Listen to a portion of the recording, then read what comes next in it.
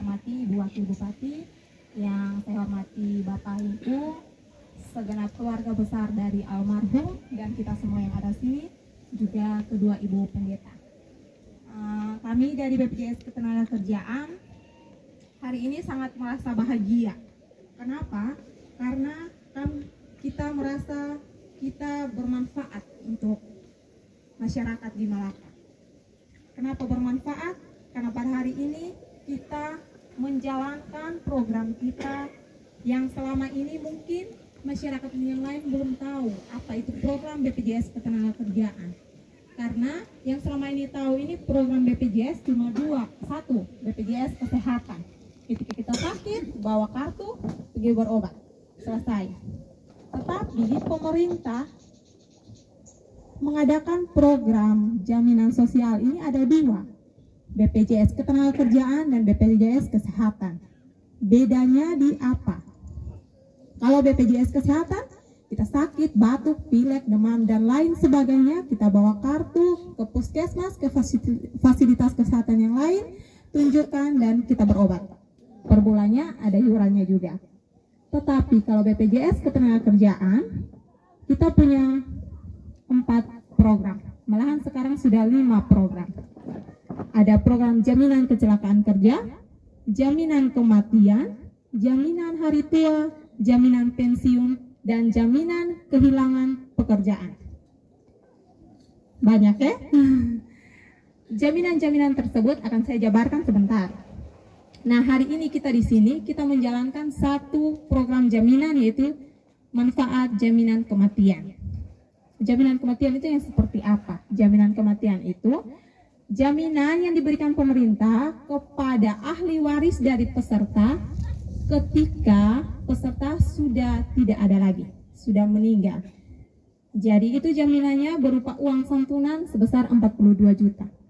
Pertanyaannya, ibu meninggal misalnya, minta maaf, bunuh diri dapat atau tidak?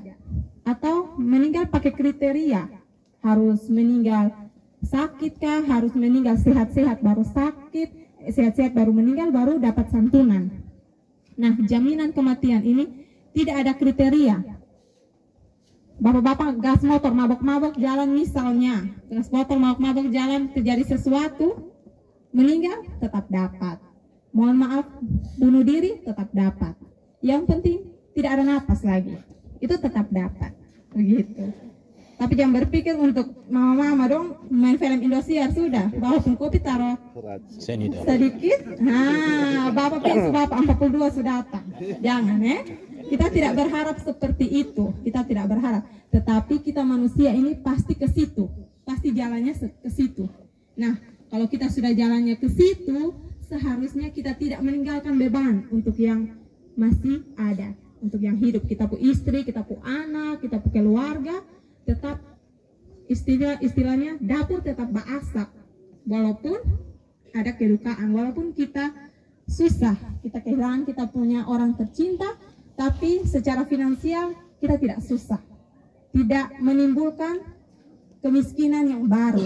Karena misalnya tulang punggung meninggal, dia istri tidak ada pekerjaan, cuma ibu rumah tangga, dia punya anak 3, tulang punggung meninggal, ini anak dong kemana, dong mau makan apa, dong mama sana ada kerja, mau kemana, oh mau minta-minta, mau tunggu bantuan datang, bantuan ini setahun sekali, susah ada covid, mau bantuan dari mana, sana ada. Nah, jika ikut BPJS Ketenagakerjaan bisa sedikit membantu. Misalnya 42 ini bisa buka kios, mentua masih bisa beli pupuk tanam sayur, bisa ada modal usaha supaya anak tetap sekolah, anak tetap hidup walaupun tulang punggung tidak ada lagi. Maksud pemerintah seperti itu, adakan program jaminan kematian. Nah, kita melangkah ke yang kedua, jaminan kecelakaan kerja. Jaminan kecelakaan kerja itu yang seperti apa? Jaminan kecelakaan kerja itu misalnya yang terdaftar sebagai petani, misalnya seorang petani, Pak Anton. Pak Anton ini dia petani, dia mendaftarkan diri di BPJS Ketenagakerjaan. Ketika dia sudah terdaftar di BPJS Ketenagakerjaan, otomatis dia sudah dapat jaminan ini, sudah dapat perlindungan ini. Nah, pagi-pagi dia dari rumah mau ke sawah. dia keluar dari pintu rumah, plak, tutup pintu, itu dia sudah dilindungi. Sudah dilindungi oleh BPJS Ketenagakerjaan. Jadi mulai dari keluar pintu rumah, sampai di sawah, beraktivitas di sawah, sampai kembali ke rumah, itu dia dilindungi. Misalnya di jalan, misalnya di Pusawa ada di Tabene, dia dari sini pakai motor, di tengah jalan ada kecelakaan. Tertabrak kah, terpukul kah, tertindas kah, yang ada unsur ruda paksanya. Misalnya tertabrak, dia jatuh motor di situ, pak, jatuh. Itu langsung dapat jaminan kecelakaan kerja, bawa ke rumah sakit. Misalnya dia kecelakaan di depan sini, masih jauh kok, di Vaskes. Puskesmas Pahiluka juga jauh, RSPP juga jauh. Itu butuh biaya untuk angkat dia dari tempat kecelakaan ke fasilitas kesehatan. Nah, itu mulai jaminan kecelakaan kerja mulai masuk di situ. Pengangkutan darat. Pengangkutan darat itu langsung masuk di situ. Misalnya kita pakai auto ojek, pick up, atau kita bayar ambulans, itu langsung masuk di situ. Itu BPJS Ketenagakerjaan langsung tanggung di situ. Sebesar 2 juta rupiah di situ.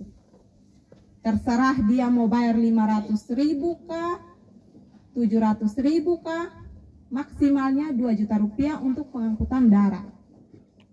Sampai di RSPP, angkut dia dari sini Pak Anton sampai RSPP, dia masuk ke kelas 1. Kalau di BPJS Ketenagakerjaan tidak ada pembedaan kelas. Bukan kayak BPJS Kesehatan, masuk di kelas yurannya kelas 1, yurannya kelas 2, yurannya kelas 3.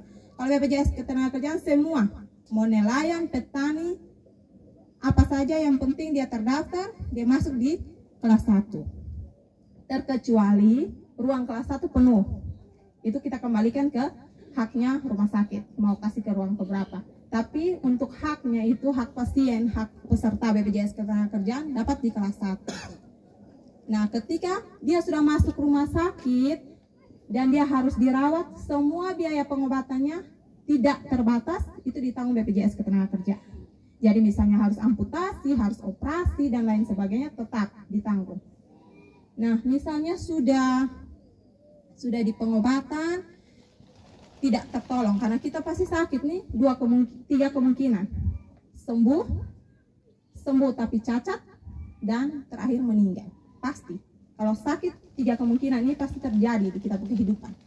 Nah, misalnya kalau sakit dia sembuh dan cacat, misalnya tadi tertabrak, dibuka kaki harus amputasi dan dia tidak bisa melakukan aktivitas seperti biasa, seperti seorang petani karena di kaki sudah potong, di kaki sudah teramputasi. Itu kemana? Itu BPJS Ketenagakerjaan memberikan santunan sementara tidak mampu bekerja. Selama berapa tahun itu Ibu? 1 tahun penuh dikasih satu kali gaji setiap bulan. Misalnya gaji yang dilaporkan 1 bulan, gaji atau upah. Misalnya kalau kita daftar, kita kasih, Pak, saya pun penghasilan setiap bulan ini 1 juta. Berarti gaji yang dilaporkan itu kita ganti selama 1 tahun itu tepat 1 juta setiap bulan. Jika dia lebih dari 1 tahun, di bulan ke-13 gantinya setengah. Dan seterusnya sampai dia bisa kembali bekerja. Dan ada santunan cacat. Santunan cacat itu kita hitung 58 kali upah yang dilaporkan. Jadi misalnya dia upah 1 juta, kita kali 58 dapat 58 juta. Itu uang tunai, di luar santunan tidak mampu